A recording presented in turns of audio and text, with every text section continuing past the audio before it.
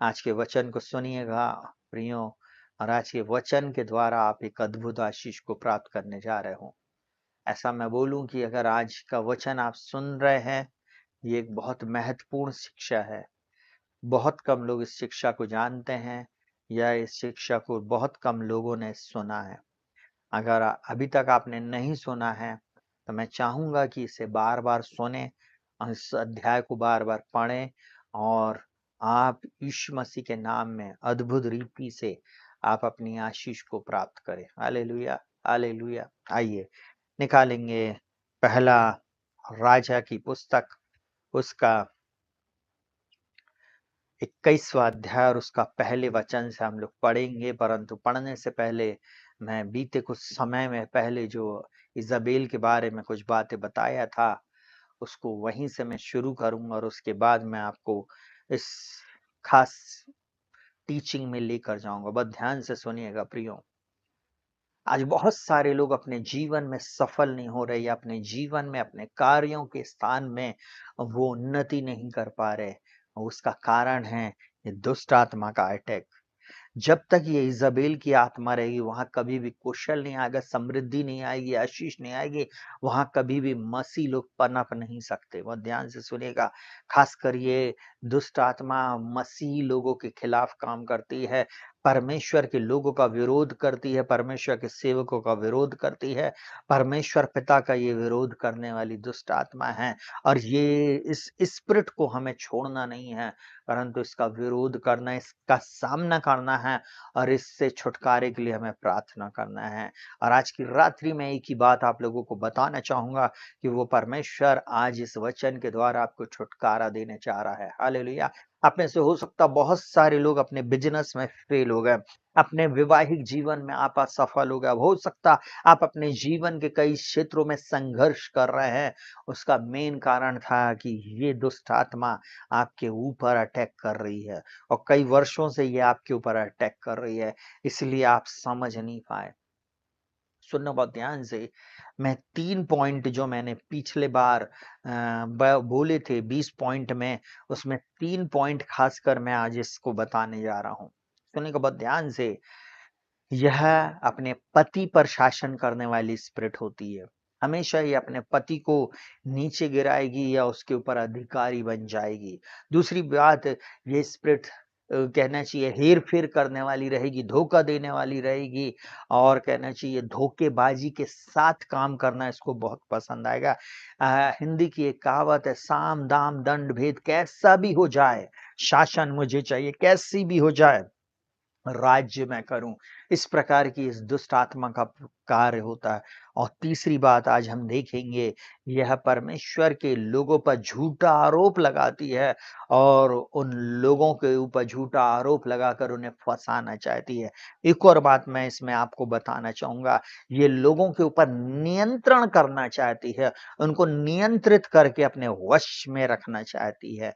साथ ही साथ ये हमेशा शासन में रहती है। ये हाई लेवल पर जितने लोग शासन कर रहे होते, उनके अंदर से ये स्पिरिट काम करती है। सुनना बहुत ध्यान से। ये दुष्ट आत्मा, इस दुष्ट आत्मा का मेन काम यही है। इसीलिए आज मसीह लोगों को जानने की आवश्यकता है। इसलिए मसीह लोगों को थोड़ा-सा बाइबल को अच्छे से पढ़ने की आवश्यकता है। एक अच्छे बाइबल आधारित कलीसिया में जाने की आवश्यकता है, जहाँ पर आपको इस विषय के लिए सिखाया, समझाया जाए, जहाँ पर इस बारे में आपको बताया जाए। अब सुनिएगा बहुत ध्यान से। मैंने अभी थोड़ी देर पहले आप लोगों को इतनी चीज़ें बोला, अब मैं उसको थोड़ा-सा विस्तार में आपको बताना चाहूँगा। ये दुष्ट आत्मा जो है, ये एक स्पिरिट है। इज़ाबेल को जब आप पढ़ रहे हो, ये एक राजा की पत्नी ज़रूर है, परंतु साथ ही साथ एक दुष्ट आत्मा है। हमेशा जब भी इज़ाबेल का नाम लिया जाता, मतलब आपके दिमाग में एक चीज़ आ जाना चाहिए कि ये एक दुष्ट आत्मा के विषय में बातचीत हो रही है, और ये दुष्ट आत्मा बहुत ही खतरनाक है, बहुत ही डेंजर है। आपको मालूम है ये सेक्स को अट्रैक्ट करती है। ये जितने गलत काम हैं, जितने भी बुरे काम हैं, वो इसी दुष्ट आत्मा के थ्रू शैतान करवाता है। और ये दुष्ट आत्मा उन्हीं कार्यों के लिए भेजी जाती है या करती है। समझिएगा बहुत ध्यान से। लूसीफर जो सिंहासन कहना चाहिए, जो उसका सिंहासन है, वो वहाँ से कहना चाहिए इस प्रकार की दुष्ट आत्माओं को वो रिलीज़ करता है। और सुनिएगा बहुत ध्यान से, ये स्पिरिट खासकर मसीह लोगों को टारगेट करती है, प्रभु के दास-दासियों को कहना चाहिए टारगेट करती है, मिनिस्ट्री को किल करना चाहती है, इनोसेंट लोगों को किसी भी रीति से मार देना चाहती है ये। सुनिएगा बहुत ध्यान से, आज इस वचन को जब आप सुनेंगे, प्रभु मेरी एक ही प्रार्थना कि प्रभु का आत्मा आपकी आत्मिक आँखों को खोले और आप इस बात को समझने पाएँ। बहुत ध्यान से सुनिएगा। ये दुष्ट आत्मा अपने अधिकार का प्रयोग बल और छल से करती है। बल के साथ ये छल भी लेकर आती है। सुनिएगा बहुत ध्यान से, चाहे कैसा भी हो जाए, शासन में इसी को रहना है। कुछ भी हो जाए, इसी को शासन करना है। आप देखना, आप अपने चारों ओर अपनी आँखों को उठाकर घुमाकर देखो, कुछ लोग हैं, जो आपको इसी प्रकार से दिखेंगे। है ना? और साम, दाम, दंड भी जिसे बोला जाता है हिंदी की कहावत में, कैसे भी करके सत्ता उन्हें चाहिए, धोखेबाजी करके, चाहे तंत्र मंत्र करके, चाहे जादू टोना करके, चाहे किसी की हत्या करके, चाहे किसी भी प्रकार का व्यभिचार करा के, चाहे किसी भी प्रकार का कहना चाहिए और गलत काम करा के वो हासिल करना चाहती है। वो यही स्पिरिट के द्वारा किया जाता है। इस अंधकार के साम्राज्य में, सुने का बहुत ध्यान से, इस संसार में बाइबल में यीशु मसीह बोलता है, इस संसार का सरदार आ रहा है और उसका मुझ में कुछ भी नहीं। सुने का बहुत ध्यान से, यीशु मसीह अपने लोगों के लिए भी ये वो चाहता है कि संसार का जो राजा है, उसका शासन आपके अंदर में नहीं रहे, परंतु यहोवा राजा है, उसका शासन मेरे और आपके अंदर में रहे। क्योंकि हम उसी की सहायता से वीरता दिखाएँगे, उसी की सहायता से हम विजयी होंगे। हालेलुया! बहुत ध्यान से सुनिएगा। इस स्पिरिट के आज एक कारनामे को हम देखेंगे कि कैसे ये लोगों के ऊपर नियंत्रित करती, कैसे ये लोगों की हत्या करवा देती है, कैसे ये लोगों को नीचे गिरा देती है। इसलिए आज सावधान हो जाएँ, अगर आप एक मसीह हैं, आप सावधान हो जाओ, आप एक विश्वासी हो या एक पास्टर हो या आप एक प्रभु के जन हो, आप ध्यान रखना, ये स्पिरिट छोड़ने वालों में से नहीं है। सुनिएगा बहुत ध्यान से सुनिएगा। आइए, हम लोग पहला राजा 21वाँ अध्याय और उसका 1 वचन से पढ़ना शुरू कर रहे हैं।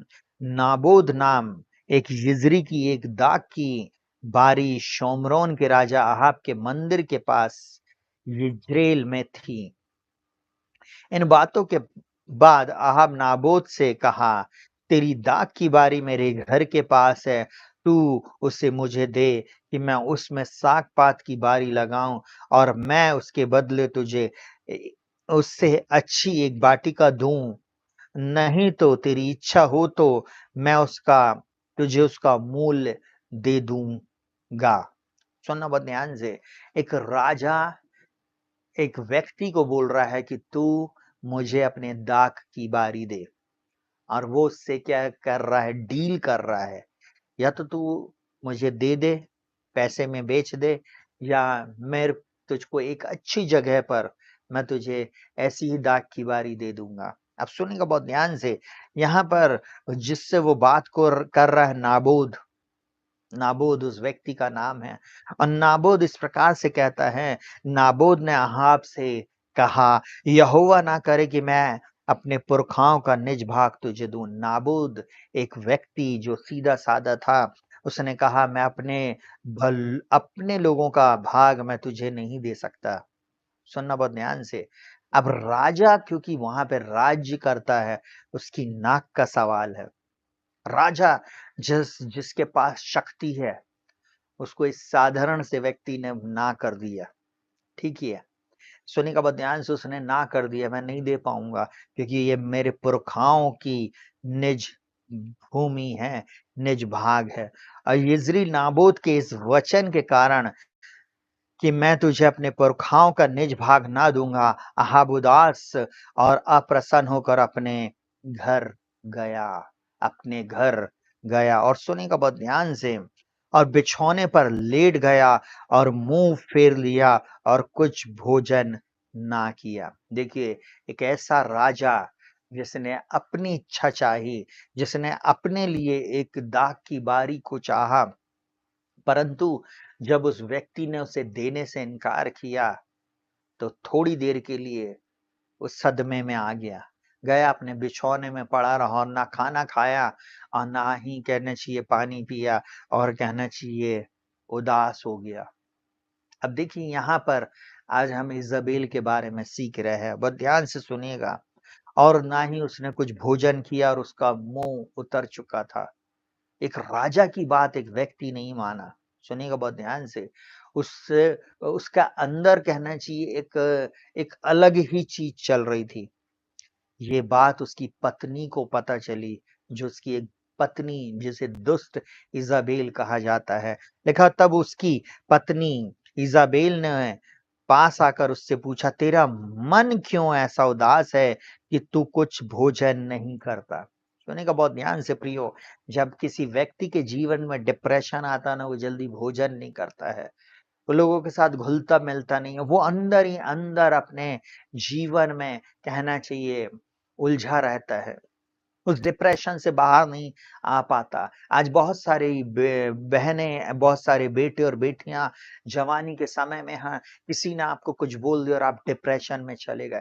किसी ने आपको ताना मारा और आप डिप्रेशन में चले गए। आप खाना छोड़ देते हैं, पानी छोड़ देते हैं, आप अपने रूम में रहते हैं। मैं ऐसा बोल रहा हूँ प्रभु का दास होने के नाते आप ऐसा काम नहीं करें। क्योंकि परमेश्वर का आनंद ही हमारा दृढ़ गढ़ है। परंतु आज मैं सीखने और सिखाने के लिए इस बात को बता रहा हूँ, एक दुष्ट स्त्री जो कहना चाहिए दुष्ट आत्मा से पजिस्ट है, जो लूसीफर के कहना चाहिए कार्य को करने वाली स्त्री है। वो देखिए क्या बोल रही है, बहुत ध्यान से सुनिएगा। बोलता है, सुनेगा ध्यान से, यहाँ पर बोलता आहाब उदास और अप्रसन्न होकर घर में लेट गया। तब इज़ाबेल ने उससे के पास आकर पूछा, तेरा मन क्यों क्यों ऐसा उदास है कि तू कुछ भोजन नहीं करता? उसने कहा, कारण यह है कि मैंने इज़री नाबोत से कहा कि रुपए लेकर मुझे अपनी दाख की बारी दे, नहीं तो यदि तू चाहे तो मैं उसके बदले दूसरी दाख की बारी दूँगा। और उसने कहा, मैं अपनी दाख की बारी तुझे ना दूँगा। सुनना बहुत ध्यान से, बहुत सारे मसीह लोग यहीं धोखा खाते हैं। बहुत सारे लोग यहीं पर धोखा खाते हैं। कई बार जब शत्रु आपसे बोलता है आकर और आप जब मना करते हो, तब अलर्ट हो जाना, हथियार बाँध कर खड़े हो जाना। आत्मिक, शारीरिक नहीं है, आत्मिक हथियार, क्योंकि अब वो दूसरा दाँव चलने वाला है। जब आप बिज़नेस स्टार्ट कर रहे हो, आप ये मत सोचना कि आपका बिज़नेस बस ऐसा उड़ने लगेगा, नहीं, क्योंकि वे लोग आपके विरुद्ध में कुछ करने वाले हैं। कई लोग नहीं समझते जब आपकी जॉब लगती है, आपको मालूम पुराने समय में लोग बोलते बताना नहीं, नहीं तो नज़र लग जाएगी। एक्चुअल में हम मसीह लोगों को कोई नज़र-वज़र नहीं लगती। परंतु सुनिएगा, हमारे अपने लोग उसको गलत रीति से इंटरप्रेटेट करते हैं। अंधकार के लोगों के साथ रहने के कारण हम उनकी ही जैसे लैंग्वेज को यूज़ करने लगते हैं। हम नहीं जानते वचन की सामर्थ को। बाइबल बोलती तुम परमेश्वर के वचन की सामर्थ को नहीं जानते हो, इसलिए भूल में पड़े हो। आज लोग क्यों भूल में पड़े? क्योंकि वचन की सामर्थ को नहीं जानते, उस छुटकारे को नहीं जानते, उस आशीष को नहीं जानते, उस चंगाई को नहीं जानते और आपको मालूम है वचन के भेदों को भी नहीं समझते, इसलिए वो लोग बँधुआई में हैं। अलग-अलग राज्यों में हमारे भारत देश में और दुनिया के अलग-अलग गाँव, शहर और कहना चाहिए राज्यों में, देशों में अलग-अलग प्रकार से दुष्ट आत्माएँ काम करती हैं। परंतु दुष्ट आत्मा का एक ही फंडा है, साम, दाम, दंड, भेद कैसे भी हो, राजपाट मुझको अपने वश में करना है। कैसे भी करके मुझे वो चीज़ हासिल करना है। अब देखिए यहाँ पर क्या बोल रहा है, उसकी पत्नी इज़ाबेल ने उससे कहा, क्या तू इज़राइल पर राज्य क्या बोल रहा है, क्या तू इज़राइल पर राज्य करता है कि नहीं? उठ, भोजन करो, तेरा मन आनंदित हो यिज्रील नाबोत की दाग की बारी मैं तुझे दिलवा दूँगी। देखिए इतना कॉन्फिडेंस उस स्त्री को, जो राजा की पत्नी है, खुद रानी नहीं है। सुनिएगा बहुत ध्यान से। उसके पास वैसा अधिकार नहीं है, राजा का अधिकार होता है, राजा की मोहर काम करती है, परंतु ये रानी बोल रही है उठ और जा, प्रसन्न हो, मैं तेरे को दिलवाऊँगी। सुनिए, वो क्या करने वाली है, आज एक मसीह लोगों को जानने की ज़रूरत है। अंधकार में कई बार आपने सुना होगा, भैया हमारा बिज़नेस बहुत अच्छा चल रहा था, हमारी कार का धंधा बहुत अच्छा चल रहा था, हमारे ट्रक बहुत अच्छे चल रहे थे, हमारी शॉप्स में इतनी भीड़ होती थी, अचानक से हमारे यहाँ सब कुछ बदल गया। अचानक से एक एक्सीडेंट हो गया, अचानक से कोई व्यक्ति पैरालाइज़ हो गया, अचानक से उँगलियाँ सूजने लगीं, अचानक से न जाने क्या हुआ जब से वो दूसरी दुकान खुली हमारे बाजू में, अब हमारा धंधा नहीं हो रहा है, परंतु सब लोग वहाँ पर जा रहे हैं। आज उसका कारण समझ लीजिए, वे लोग जादू-टोना कर रहे हैं, तंत्र-मंत्र कर रहे हैं और हमको समझ में ही नहीं आ रहा है। हम मसीह लोग बोल रहे हैं यीशु मसीह बचाएगा, अरे कब बचाएगा? यीशु मसीह उन्हीं को बचाएगा जो यीशु के पास आते हैं, जो यीशु मसीह का आदर करते हैं, जो यीशु मसीह को पहला स्थान देते हैं, जो उसके भवन में जाते हैं, जो उसके नियम के अनुसार चलते हैं, उन्हीं को वो बचाने में तत्पर है। कई बार मसीह लोग दुहाई देते यीशु मसीह के नाम की, परंतु वो तब काम करेगा ना जब आप उसके साथ एक होगे। Hallelujah, hallelujah. कई बार मसीह लोगों को बोलते हैं चर्च आओ, आते ही नहीं है। अपने दान दशवांश डालो, देते ही नहीं है। फिर बोलते भैया हमारे ऊपर ये विपत्ति क्यों आई? इसलिए आई ना क्योंकि तुम सही समय पर सही कार्य को नहीं कर रहे थे। आप परमेश्वर से दूर थे इसलिए तो शत्रु का अटैक आपके जीवन में हुआ। देखिए यहाँ पर क्या लिखा हुआ है, क्या क्या बोल रही है वो? बोलता है उसने बोला उठ, भोजन करो तेरा मन आनंदित हो, यिज्री नाबोत की दाख की बारी मैं तुझे दिलवा दूँगी। तब उसने आहाब के नाम से चिट्ठी लिखकर उसकी अंगूठी की छाप लगाकर उन पुरनियों और रईसों के पास भेज दी, जो उसी नगर में नाबोत के पड़ोस में रहते थे। देखिए, दुष्ट आत्मा का छल और उसका कार्य। आज रात मैं इसलिए आप लोगों को बताना चाहता हूँ, जब आप सो रहे होते हैं, तब आपका दुश्मन आपके विरुद्ध में प्लान कर रहा होता है। जब मैं और आप ढीले पड़ते हैं, तब शत्रु उग्र होना चाहता है। ऐसे बहुत सारे लोग हैं, जो दुष्टता के द्वारा ही कुछ चीज़ें हासिल करना चाहते हैं। सुनिएगा, हम बाइबल बोलती है हम परमेश्वर की सहायता से वीरता दिखाएँगे। सेनाओं का यहोवा हमारे संग-संग है और याकूब का परमेश्वर हमारा ऊँचा गढ़ है। हालेलुया! वो हमारा दृढ़ गढ़ है। हम अपनी शक्ति से नहीं, परंतु हम उसकी सामर्थ से जाएँगे और इस लड़ाई को लड़ेंगे। परंतु यहाँ हमें आत्मिक युद्ध को समझने की ज़रूरत है। यहाँ पर उसने क्या करी, अहाब के नाम से चिट्ठी लिखी। आपको मालूम है जब किसी को आपकी प्रॉपर्टी हथियाना है तो किसी भी रीति से फर्जी पेपर बनाकर आपकी चीज को ले लेगा। अगर कोई डील उसको हासिल करना है ना, तंत्र मंत्र के द्वारा वो उस प्राइस को लोग ले लेंगे जो वहां पर लिखा हुआ है। इसलिए प्रियो बोलते परमेश्वर के चरणों में बैठो ताकि फेवर ऑफ गॉड आपके जीवन में आए, ताकि परमेश्वर का अनुग्रह आपके जीवन में आए, ताकि परमेश्वर का अनुग्रह जब आपके जीवन में आए, कोई भी रास्ता आपके जीवन का बंद नहीं हो, परंतु हर रास्ता खुल जाए। इसलिए तो यशायाह 45 से उसके 1, 2, 3 में बोलता है परमेश्वर का वचन कुस्रू के विषय में बोलता है।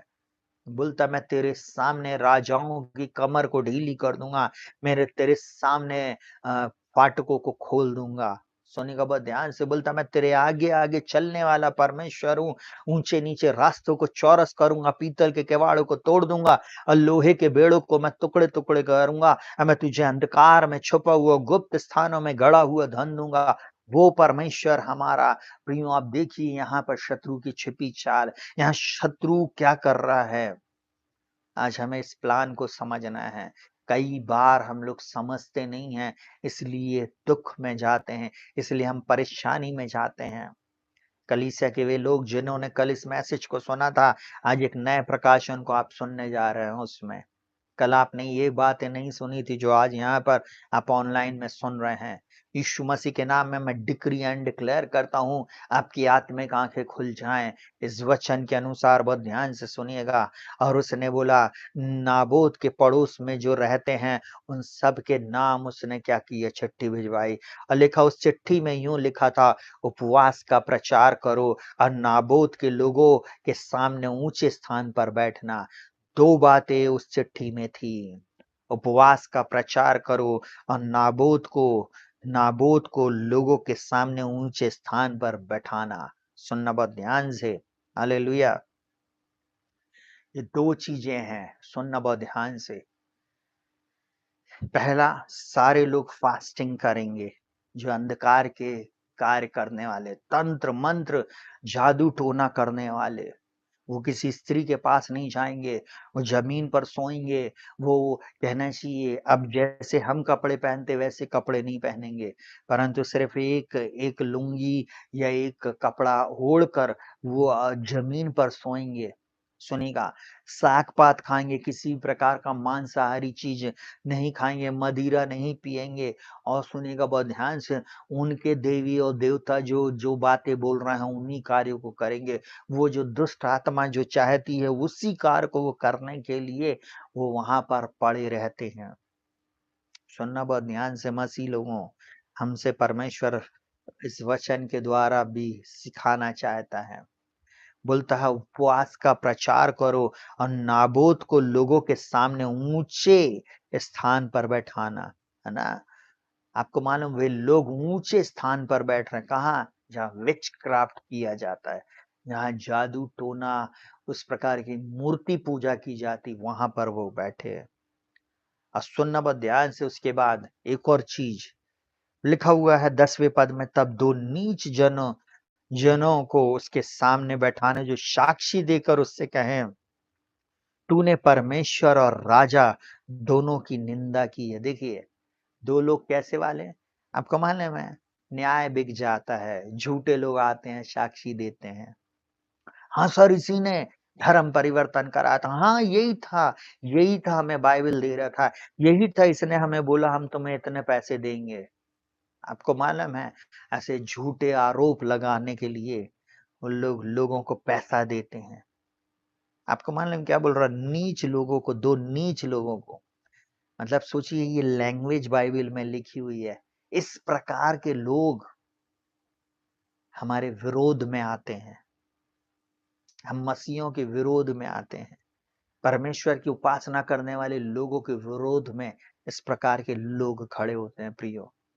आज कितनी प्रार्थना की आवश्यकता, उपवास की आवश्यकता है। कलीसिया में अनन्य भाषा में प्रार्थना करने की आवश्यकता है।